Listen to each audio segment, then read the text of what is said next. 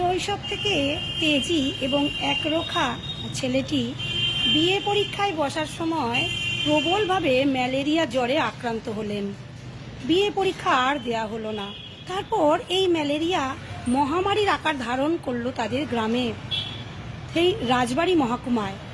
তখন ছেলেটি শপথ নিলেন যে তিনি ডাক্তারি পড়বেন আর এই ম্যালেরিয়া রোগ থেকে তাদের গ্রামবাসীকে মুক্ত করবেন। তাই তিনি ঢাকার মিডফোর্ড মেডিকেল স্কুলে ভর্তি হলেন। তখন চলছে স্বদেশী আন্দোলন, তাই তিনি কংগ্রেসের সক্রিয় কর্মী ছিলেন, এই স্বদেশী আন্দোলনের একজন সক্রিয় কর্মী। তাই মেডিকেল কলেজের ফাইনাল পরীক্ষার সময় সেই কলেজের প্রিন্সিপাল তাকে পরীক্ষায় বসতে দিলেন না। তাই ডাক্তারি পাশের ডিগ্রি আর তার পাওয়া হলো না, কিন্তু চিকিৎসা শাস্ত্রটি তিনি খুব ভালোভাবে রপ্ত করেছিলেন। তারপর কিছুদিনের মধ্যে তিনি এই রাজবাড়ি মহকুমায় চিকিৎসা শুরু করেন এবং তার চিকিৎসা শাস্ত্রে এত নাম যশ এবং খ্যাতি তিনি অর্জন করেন, সেখানকার তিনি উপাধিও পেয়ে গেলেন যে রাজবাড়ির মুকুটহীন রাজা বলে সবাই তাকে ডাকতেন।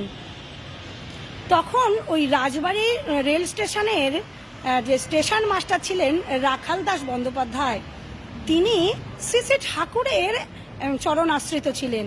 তাই শ্রী ঠাকুরকে পাবনা থেকে অনেক অনুরোধ করে এই ফরিদপুরে নিয়ে এসেছিলেন।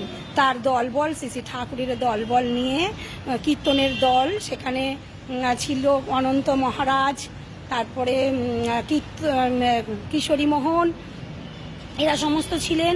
তার সেইখানে এসে ওই রাজবাড়িতেও আবার ফরিদপুর থেকে তারা তাদের কীর্তনের দল, শ্রী ঠাকুর তার কীর্তনের দলকে নিয়ে আসলেন এই রাজবাড়ি মহকুমাতে।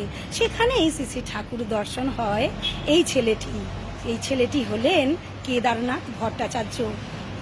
তার বিভিন্ন রকম তর্ক বিতর্কের মধ্যে দিয়ে অনন্ত মহারাজের সঙ্গে এই ধর্ম নিয়ে, দীক্ষা নিয়ে নানান রকম তর্ক বিতর্কে তিনি জড়িয়ে পড়েন।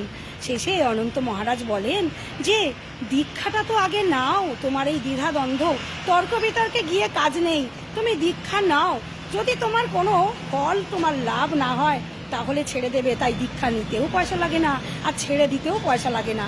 তাই তিনি অনেক যাজনের পর এই কেদারনাথ ভট্টাচার্য শ্রী ঠাকুরের দীক্ষা নিলেন এবং এতটাই শ্রী ঠাকুরের ভুবন ভোলানো জাদুতে তিনি মজে গেলেন যে তার ভাবাদর্শে তিনি তার রাজবাড়ি মহকুমাতে তার নিজের টাকা দিয়ে তপোবন বিদ্যালয় তৈরি করলেন এবং তপোবন বিদ্যালয়ের সঙ্গে সঙ্গে তিনি কারিগরি বিদ্যালয়ও একটা রাখলেন এবং ছেলে এবং মেয়েদের আলাদা পৃথক পৃথক হাই স্কুল করলেন।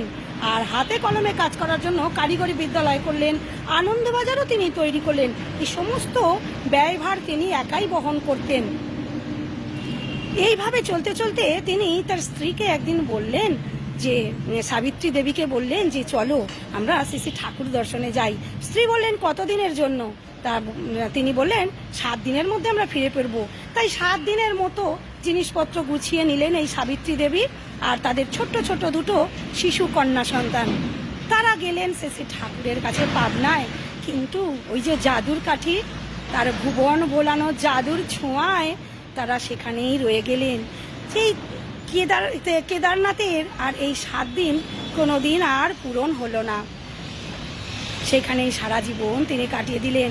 তার ওই যে রাজবাড়ি মহকুমায় নিজের টাকায় তৈরি তার বিদ্যালয়, তপোবন বিদ্যালয়, কারিগরি বিদ্যালয় এবং ডিসপেন্সারি সমস্ত সম্পত্তি তিনি শ্রী ঠাকুরের নামে দানপত্র করে দিলেন।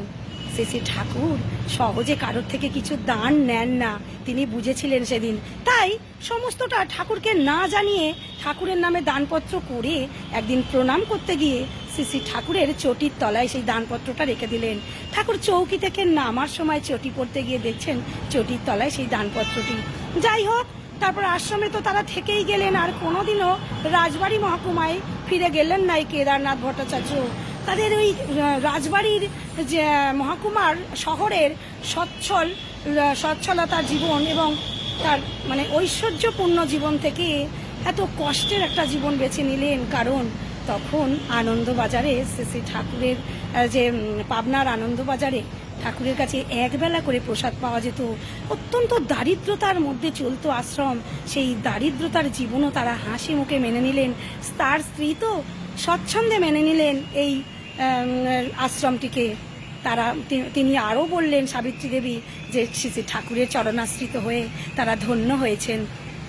যাই হোক, বেশ কিছু বছর ওই পাবনা আশ্রমেরই কিছু গুরু ভাই এই কেদারনাথ ভট্টাচার্যের ডিসপেন্সারি এবং ওই তপবন বিদ্যালয় সব কিছু দেখাশোনা করতেন।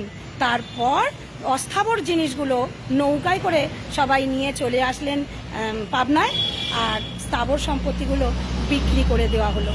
দিয়ে তিনি একদম নিঃস্বার্থ এবং নিঃশর্তভাবে শ্রী ঠাকুরের শ্রীচরণে নিজেকে এবং নিজের সমস্ত সম্পত্তি, এমনকি তার স্ত্রী পুত্র কন্যাদেরও সবাইকেই তিনি পরম পিতার শ্রীচরণে এইভাবে সঁপে দিয়েছিলেন। এই তো পরম ভক্ত। আমাদের জীবনের যা কিছু ভগবান আমাদের দেন, আমাদের বাঁচার জন্য ব্যবহার করতে দেন, তিনি এক লহমায় সব কিছু এই ভগবানের শ্রীচরণে তিনি সঁপে দিলেন। তিনিই হলেন পরম ভক্ত, ভক্তপ্রবর কেদারনাথ ভট্টাচার্য। জয় গুরু বন্দে পুরুষোত্তম।